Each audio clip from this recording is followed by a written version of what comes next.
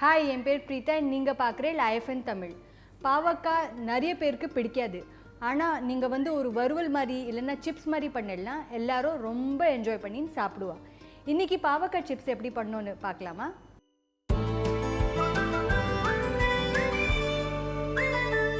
இப்போ பாவக்காய் சிப்ஸ்க்கு first step என்னன்னா இந்த மாதிரி பாவக்காய் எடுத்துட்டு நம்ம இத கட் பண்ண போறோம். உங்களுக்கு வேணும்னா மேலே நீங்க கொஞ்சம் இத துருவலாம். ஆனா அது வந்து தேவை கிடையாது. இப்போ இத வந்து நான் கட் பண்ண போறேன். இந்த மாதிரி நம்ம கட் பண்ண போறோம். இப்போ வீட்ல நம்ம காய் பண்ணலனா எனக்கு வந்து ரச சாதத்தோட இத சாப்பிடுறதுக்கு ரொம்ப இஷ்டம். ரொம்ப நல்லா இருக்கும் அது.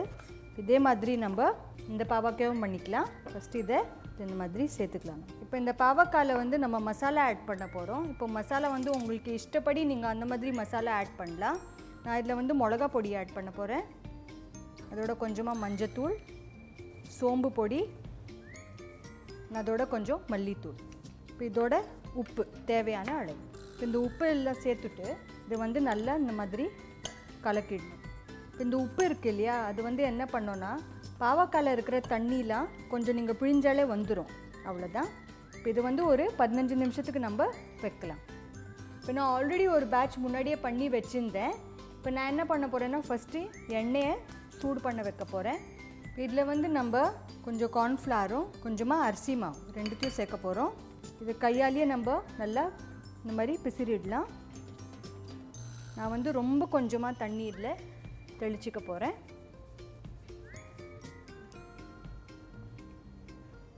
இது வந்து ரெடி ஆயிடுது. இப்போ நம்ம என்ன பண்ண போறோம்னா இதை வந்து எண்ணெயில பொரிக்க போறோம். இதில் வந்து நம்ம கொஞ்சம் கொஞ்சமா சேர்க்கலாம்.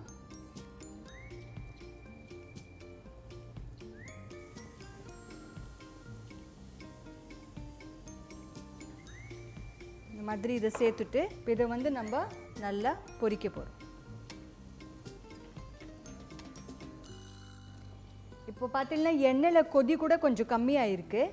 இந்த பாவக்காய்லாம் மேலே வந்தாச்சு. மீன்ஸ் இந்த பாவக்காய் வந்து ரெடி ஆயாச்சு. இப்போ நம்ம என்ன பண்ண போகிறோன்னா இதில் வந்து கொஞ்சமாக கருவேப்பிலை பார்த்து போடுங்கோ.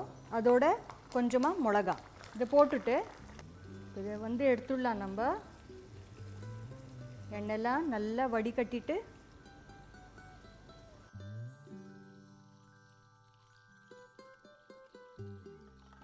நம்ம என்ன பண்ண போகிறோன்னா கொஞ்சமாக உப்பு சேர்த்துட்டு மிக்ஸ் பண்ண போகிறோம். இப்போ பார்த்தீங்களா பாவக்காய் சிப்ஸ் ரெடி. இப்போ இந்த சிப்ஸை நீங்கள் சாப்பிட்டேன்னா அவ்வளோ மொறுமொறுன்னு இருக்காது.